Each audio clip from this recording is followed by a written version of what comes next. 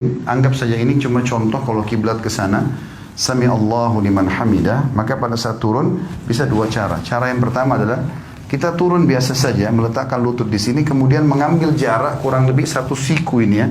Di sini satu siku ini jaraknya, baru meletakkan tangan di sini.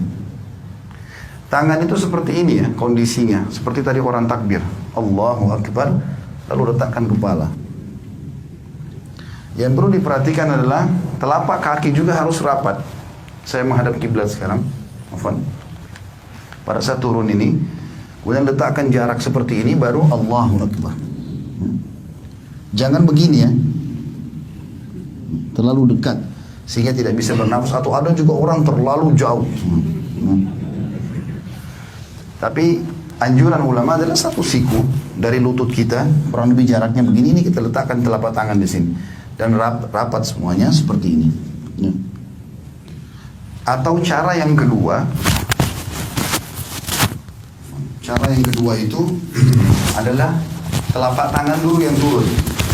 Telapak tangan dulu yang turun, maka tata caranya tidak boleh seperti unta duduk. Tidak boleh seperti unta duduk. Saya akan kasih contoh, walaupun saya bukan unta. Maka cara untuk, kalau tadi kan lutut dulu sederhana cuma turun begini ya. Sekarang kalau mau telapak tangan dulu, maka caranya adalah turunkan badan dulu seperti mau turun lutut tadi. Misalnya sudah dekat, baru kemudian letakkan telapak tangan ke depan. Seperti ini. Ya. Yang dilarang itu seperti unta itu kalau orang turun begini. Nah, begitu juga nih pada saat berdiri. Orang berdiri dari sujud nggak boleh begini, ya. Tetapi dia duduk dulu, ya. Saya ulangi. Jadi kalau orang turun sujud yang kedua, kita turun seperti agak mendekati tempat sujud, kemudian baru letakkan telapak tangan ke depan, barulah kita sujud, ya. Duduk di antara dua sujud, menegakkan seluruh ruas tulang belakang sampai terasa dada terbusung ke depan. Jari-jari tetap rapat, ujung jari-jari berada di ujung paha. Kemudian kita sujud lagi, Allahu Akbar. Setelah itu pada saat mau berdiri, duduk dulu. Sunnah Nabi SAW duduk dulu, duduk seperti ini. Dan ada dua cara. Cara yang pertama, menekan paha untuk berdiri ke atas, atau menggenggam telapak tangan, ditekan lantai untuk menopang tubuh ke atas. Jadi topang ini saja ke atas, ya, seperti ini. Dan kita tidak boleh sebagaimana tadi saya bilang berdirinya seperti unta itu, ya. Terakhir tinggal masalah tahiyatnya saja. Tahiyat ini khilaf di antara ulama tentang dua jenis duduk. Namanya iftirash atau tawarruk. Dua ya. Iftirash atau tawarruk. Apa itu iftirash? Iftirash itu duduk seperti di antara dua sujud. Itu namanya iftirash, ya. Kalau tawarruk, warak itu artinya bokong. Kita meletakkan bokong kita di tanah. Nah ini khilaf ulama.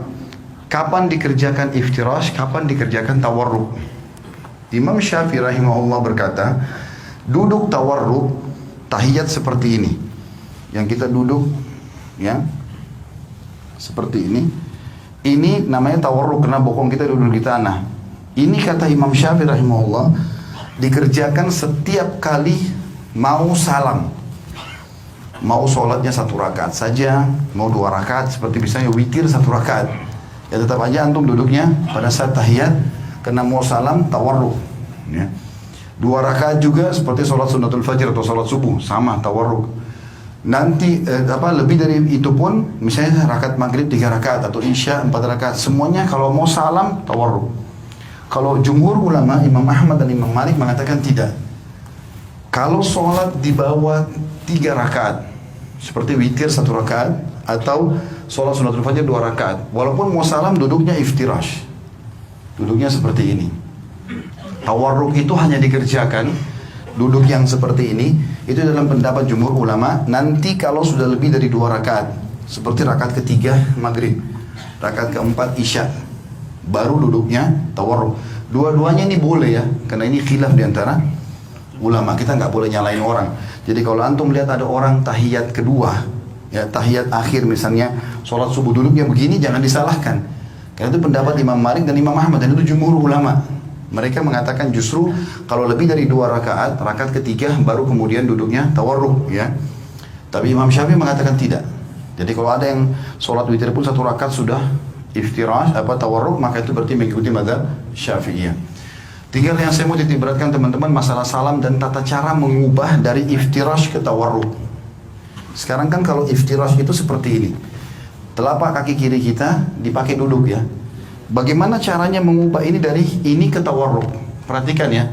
Caranya adalah cuma memasukkan telapak kaki kiri ke bawah tulang kering kanan. Contoh, cuma begini saja. Ini dimasukkan, lalu kita duduk di tempat yang sama. Jangan begini, karena banyak orang kita begitu. Dia duduk begini langsung dia dorong orang ke sana semua. Jadi ini kena, semua kena. Dia nggak bisa duduk. Jadi cara yang benar adalah hanya memasukkan ini ke bawah sini saja. Dan duduk di tempat yang sama. Tidak berubah apa-apa. Saya tidak mengubah apa-apa di sini. Maka ini posisi yang harus diperhatikan. Begitu juga dengan masalah salam. Pada saat kita sudah selesai